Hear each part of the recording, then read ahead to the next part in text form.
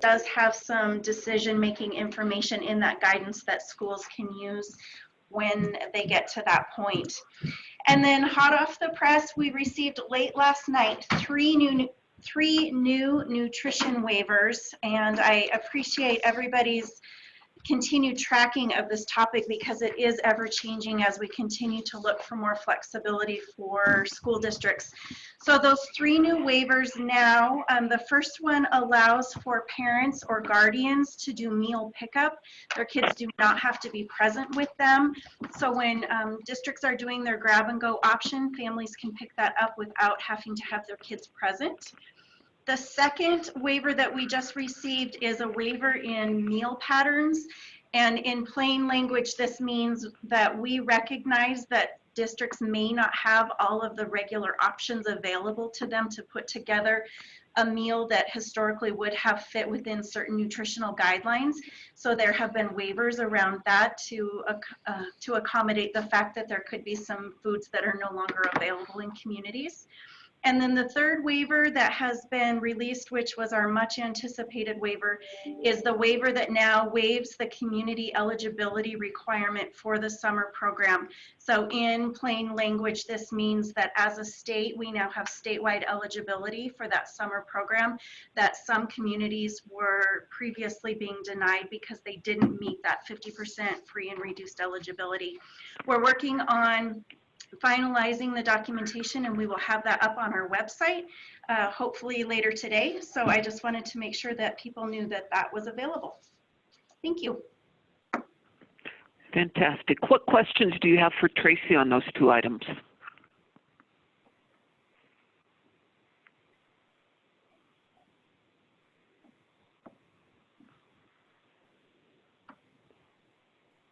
Tracy, did you guys already cover graduation? We did. Okay, great. Is Michael on the line? Do we know? He just texted. Great. Oh. Thank you. Thank you. I don't believe Michael is on the call with us this morning. He indicated late last night that he was going to try to get into some backcountry exercise this morning and breathe a little bit.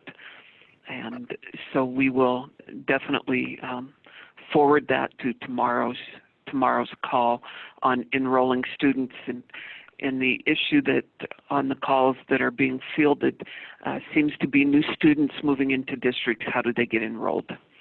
And so Michael's got some guidance. Anyone else have thoughts on that or guidance?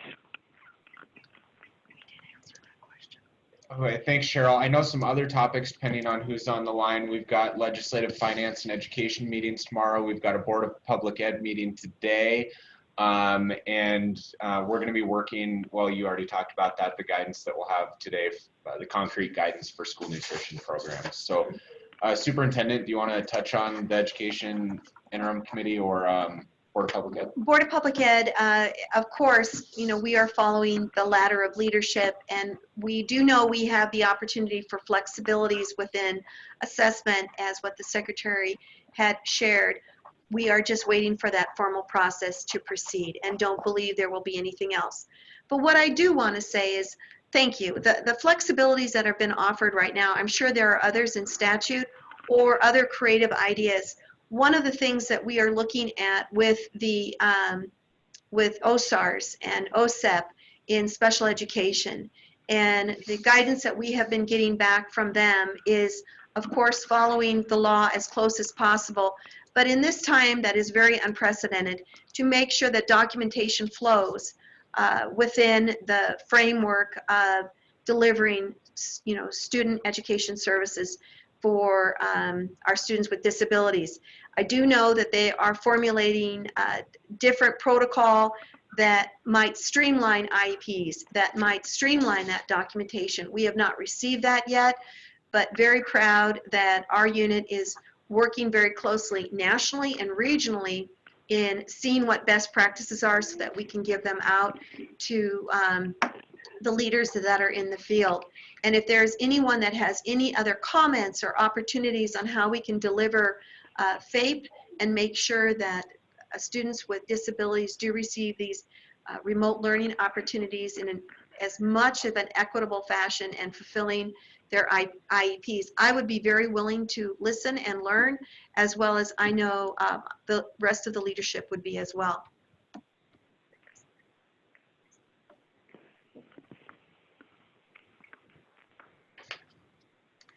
Excellent. So what I'm looking at as a framework for next week, I know we have been having these daily, so we will have one again tomorrow, and we will put on the agenda if you have any other ideas.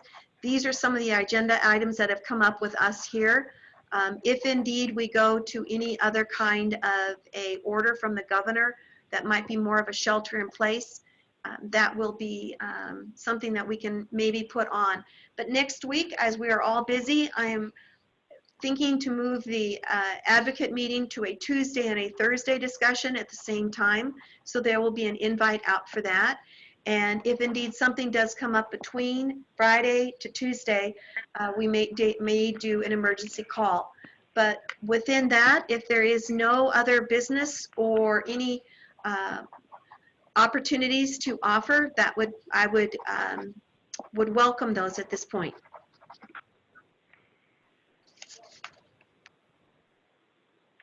Superintendent, this is McCall. This is Lance I just wanted to Felton. give you guys oh, go ahead, Lance.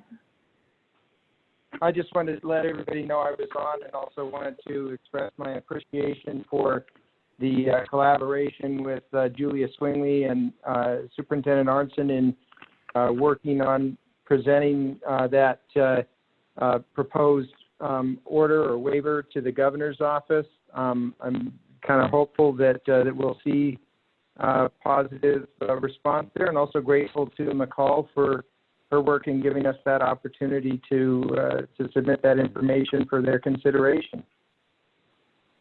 You're very kind, Lance. Thank you. Again, this is teamwork, and whatever we are doing at this point, it's enhancing what we've done in the past. But we all know when school doors open and that legislative session begins again, and what does the new normal look like? All of the pathway and all of the conversations that we're having now will give a better insight in our path forward. So I appreciate and applaud any communication, any flexibilities that might be offered, and any place that might have more stability as we move forward. Thank you. McCall, you had something to add, please? I was just going to give you guys all a quick update on where we're at with the plans. I've received a little over a fourth of the plans, so around like 110-ish as of the 2nd. So as you guys are talking to schools, please just encourage them if they have any questions to reach out. I've given my email and phone number numerous times, but happy to answer any questions that people might have if they're having difficulties getting those into us.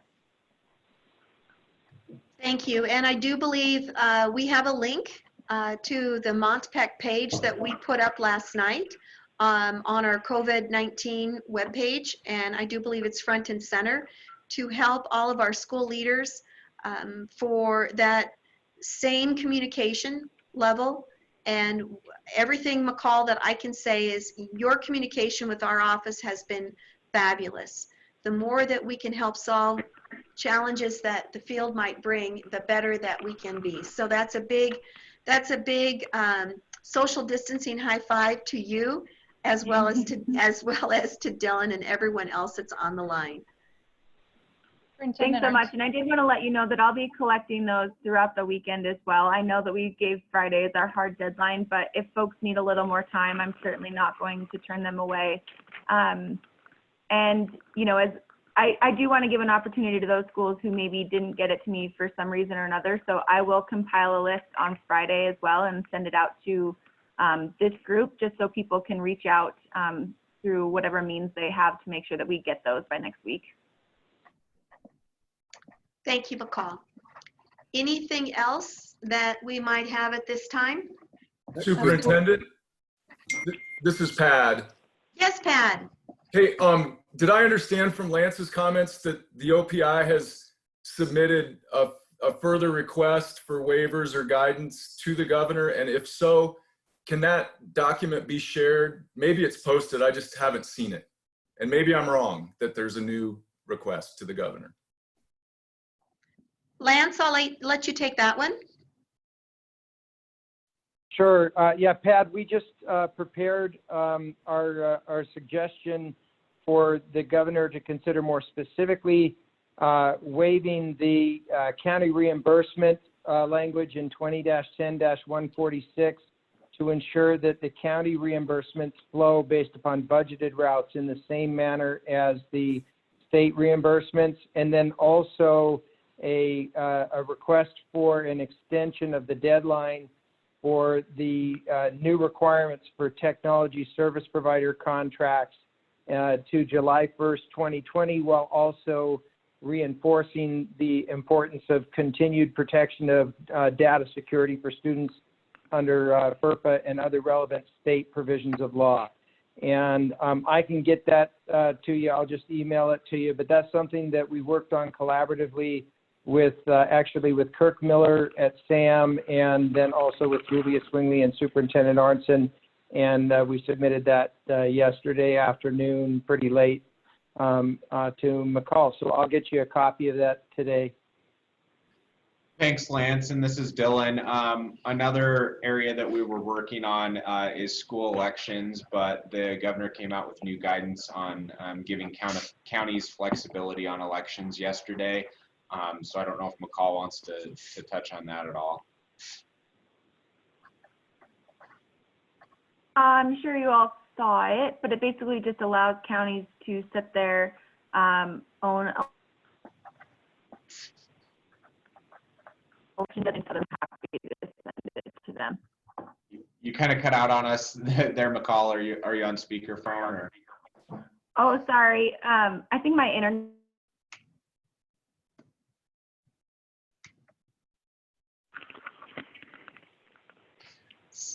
Sorry, yeah, we were having trouble there, but no, the governor gave counties the option to conduct mail ballots if they want, and I think also some flexibility on the timelines for them. So Exactly. So Pat, just being that fifth grade teacher that I always am, when it comes to all those waivers, do you have all those copies? Do you have all that flexibility that we've asked for, or would you like a compilation of that? Superintendent, this is Pat. I think I've got most of it. I'm good. Lance's explanation is good. If a document gets circulated, that's great. It's all good. Thank you. Superintendent Arnson, this is Lance, and I want to make sure that I address the election waiver and ensure that I understand it properly, because I'm going on the basis of the governor's release yesterday. And one of the bullets in the governor's release is that it provides school districts the opportunity to rethink their decision on whether to run a mail ballot. And I read that to authorize not just the counties to make that decision, and that covers a large majority of our school districts out there who have had the counties administer their elections for them. But I read that to also extend that same waiver to school districts who have not delegated to the county the administration of their elections. And if I'm incorrect on that, we probably need to have some further discussions, because the districts who have the counties administering their elections are undoubtedly covered under the scope of the governor's waiver yesterday. But if there's not a comparable waiver for school districts when they are administering their own elections, they're subject to a deadline that has long since passed for calling for a mail ballot election. And again, McCall, this might be for you, but I read the language in the release.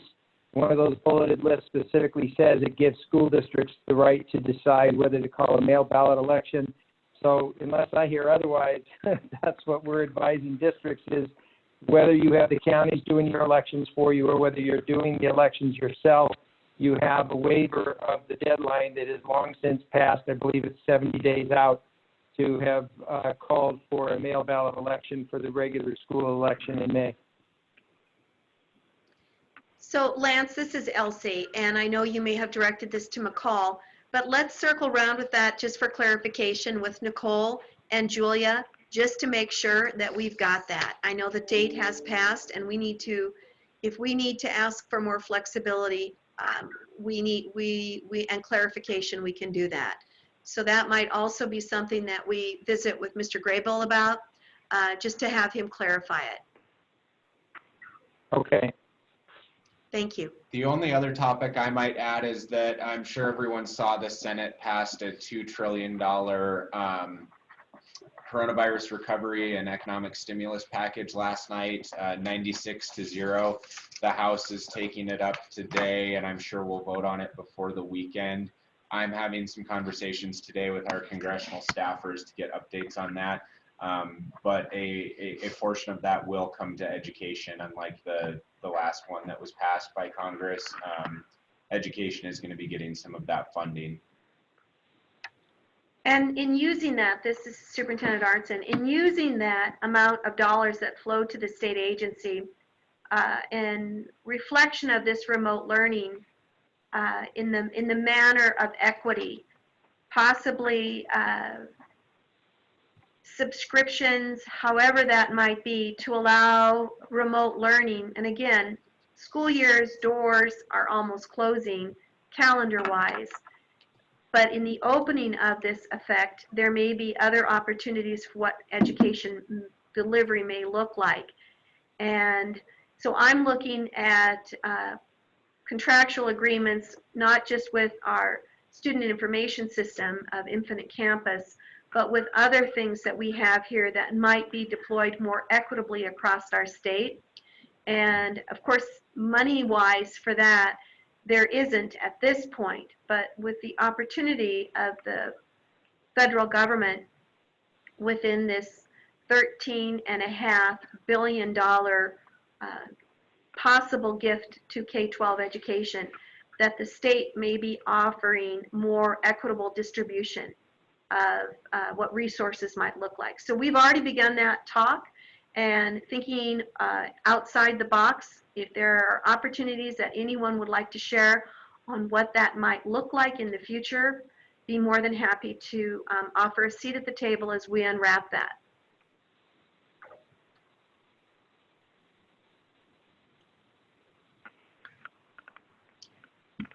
I think we've covered just about everything, unless anyone else wants to throw anything out there before tomorrow. So we have. Good morning, everybody. This is Kirk, and I'm just reporting out on the launch of the survey. Happened yesterday at 7:45, and 24 hours later, 57 submittals had happened, and that's about 19% or so of those completed in the first 24 hours. So that's good news.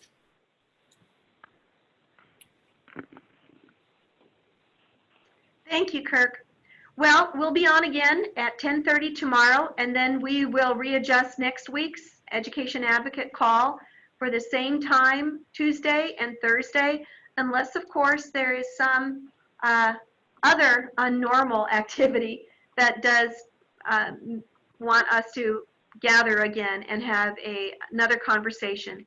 Again, thank you all. We are in a very high solution mode, and I appreciate that. I don't think there's anything that can come to either at the agency here or through any of the organizations or any of the entities that are on the phone that are insurmountable that we can't solve together. Thank you all. Please stay healthy, and we will be on the phone again at 10:30 tomorrow morning. Stay healthy. Thank you.